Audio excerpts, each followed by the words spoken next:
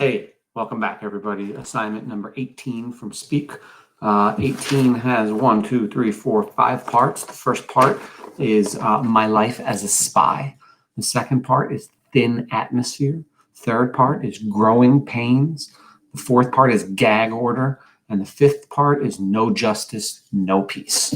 Okay, you know the deal. I don't have to go through any of it. Let's just continue on and let's see if Melinda actually speaks, and not just speaks. She said a couple of words here and there, of course. But when we say speak, it's tell somebody what happened. And let's go. We now know. So let's see if she does. My life as a spy. Rachel Rochelle has lost her mind. She's flipped. She went to the movies with Andy Beast and her exchange friends, and now she follows after him, panting like a Bichon Frise. He wears her buddy Greta Ingrid draped around his neck like a white scarf. When he spits, I bet Rachel Rochelle catches it in a cup and saves it. All right. Ew. All right, sorry. Rachel Rochelle and some other twit natter about the movie date before Mr. Stepman starts class. I want to puke. Rachel Rochelle is just Andy this and Andy that. Could she be more obvious? I close my ears to her stupid asthmatic laugh and work on the homework that was due yesterday. It is usually easy to do homework in class because Mr. Stepman's voice creates a gentle white noise sound barrier. I can't do it today. I can't escape the arguments circling my head.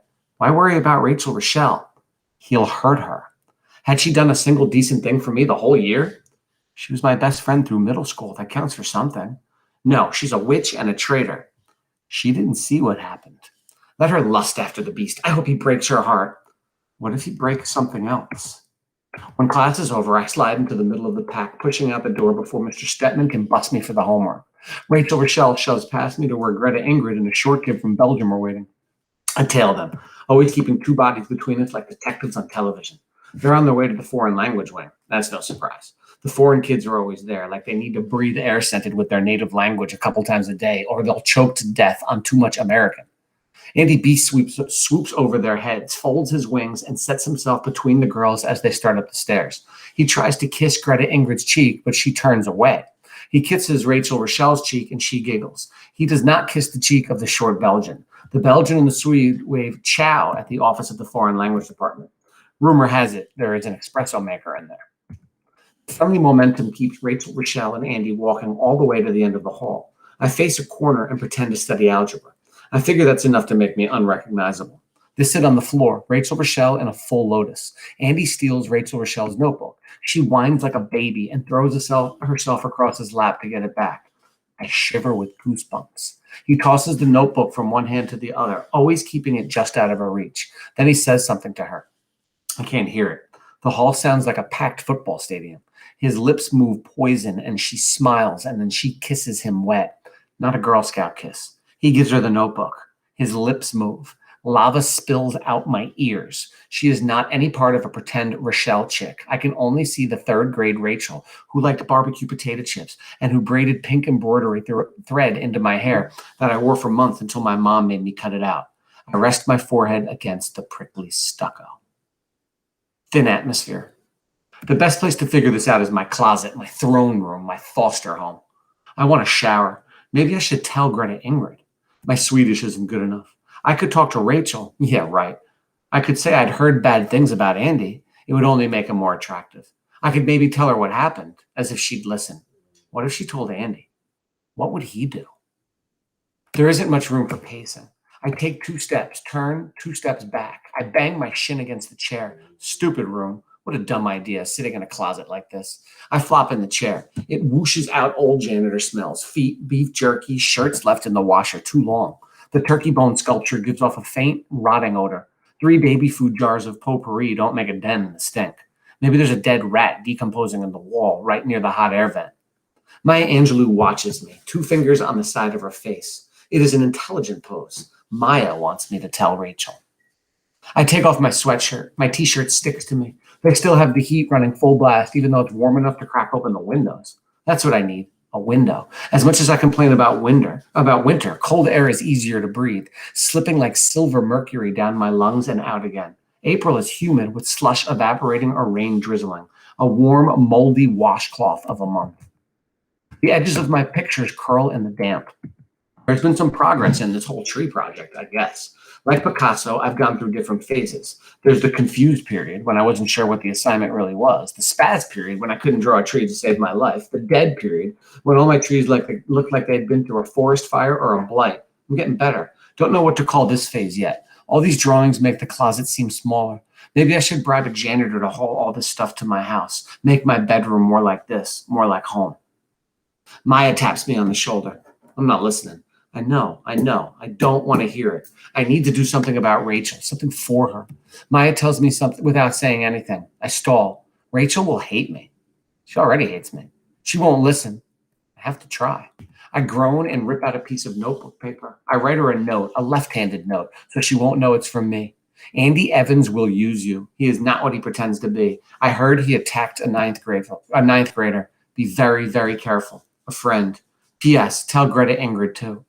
I didn't want the Swedish supermodel on my conscience either. Growing pains.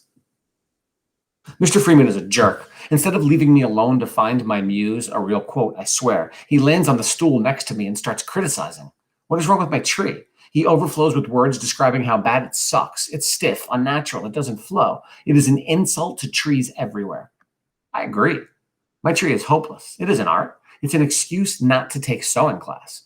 I don't belong in Mr. Freeman's room any more than I belong in the Martha's or in my little girl pink bedroom. This is where the real artists belong, like Ivy. I carry the linoleum block to the garbage can and throw it in hard enough to make everyone look at me. Ivy frowns through her wire sculpture. I sit back down and lay my head on the table. Mr. Freeman retrieves the block from the garbage. He brings back the Kleenex box, too. How could he tell I was crying? Mr. Freeman, you're getting better at this, but it's not good enough. This looks like a tree, but it's an average, ordinary, everyday, boring tree. Breathe life into it. Make it bend. Trees are flexible, so they don't snap. Scar it. Give it a twisted branch. Perfect trees just don't exist. Nothing is perfect. Flaws are interesting. Be the tree. He has this ice cream voice like a kindergarten teacher. If he thinks I can do it, then I'll try one more time. My fingers tip over to the linoleum knife. Mr. Freeman pats my shoulder once, then turns to make someone else miserable. I wait until he isn't watching, then try to carve life into my flat linoleum square. Maybe I could carve off the linoleum and call it empty block. If a famous person did that, it would probably be really popular and sell for a fortune. If I do it, I'll flunk. Be the tree. What kind of advice is that? Mr. Freeman has been hanging out with too many new age weirdos. I was a tree in a second grade play because I made a bad sheep. I stood there with my arms outstretched like branches and my head drooping in the breeze. It gave me sore arms. I doubt trees are ever told to be the screwed up ninth grader. Gag order. David Petrakis' lawyer had a meeting with Mr. Neck and some kind of teacher lawyer. Guess who won? I bet David could skip class the rest of the year if he wanted and still get an A, which he would never do. But you better believe that whenever David raises his hand, Mr. Neck lets him talk as much as he wants. David, quiet David, is full of long, drawn-out, rambling opinions about social studies. The rest of the class is grateful. We bow down to the almighty David, who keeps the neck off our backs. Unfortunately, Mr. Neck still gives tests, and most of us fail them. Mr. Neck makes an announcement. Anyone who is flunking can write an extra credit report on a cultural influence at the turn of the century. He skipped the Industrial Revolution so he could drag our class past the year 1900. He does not want all of us in summer school. I don't want to see him in summer school either. I write about the suffragettes. Before the suffragettes came along, women were treated like dogs. Women could not vote. Women could not own property. Women were not allowed in many schools. They were dolls with no thoughts or opinions or voices of their own. Then the suffragettes marched in, full of loud, in-your-face ideas. They got arrested and thrown in jail, but nothing shut them up. They fought until they earned the rights they should have had all along. I write the best report ever. Anything I copy from a book, I put in quotes and footnotes. Footnote? I use books, magazine articles, and a videotape.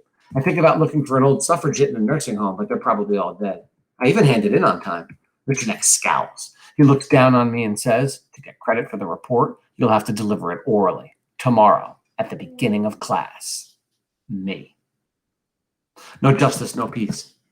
There's no way I'm reading my suffragette report in front of the class. That wasn't part of the original assignment.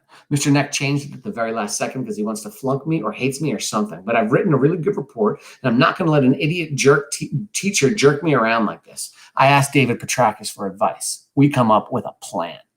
I get to class early when Mr. Neck is still in the lounge. I write what I need to on the board and cover the words with a suffragette protest sign.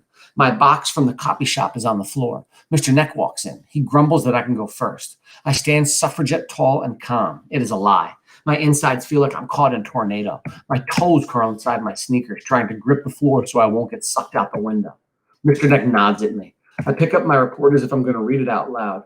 I stand there, papers trembling as if a breeze is blowing through the closed door. I turn around and rip my poster off the blackboard. The suffragettes fought for the right to speak. They were attacked, arrested, and thrown in jail for daring to do what they wanted. Like they were, I am willing to stand up for what I believe. No one should be forced to give speeches. I choose to stay silent.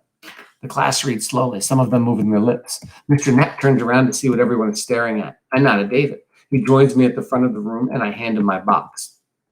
David, Melinda has to deliver her report to the class as part of the assignment. She made copies everyone can read.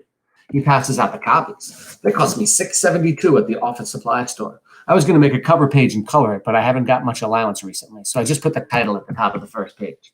My plan is to stand in front of the class for the 5 minutes I was given for my presentation. The suffragists must have planned out and timed their protests, too. Mr. Neck has other plans. He gives me a D and escorts me to the authorities. I forget about how the suffragettes were hauled off to jail. Duh. I go on a tour of the guidance counselor's office, principals, and wind up back in Miss. I am back to being a discipline problem again. I need a lawyer. I showed up every day this semester, sat my butt in every class, did some homework, didn't cheat on tests. I still get slammed in Miss.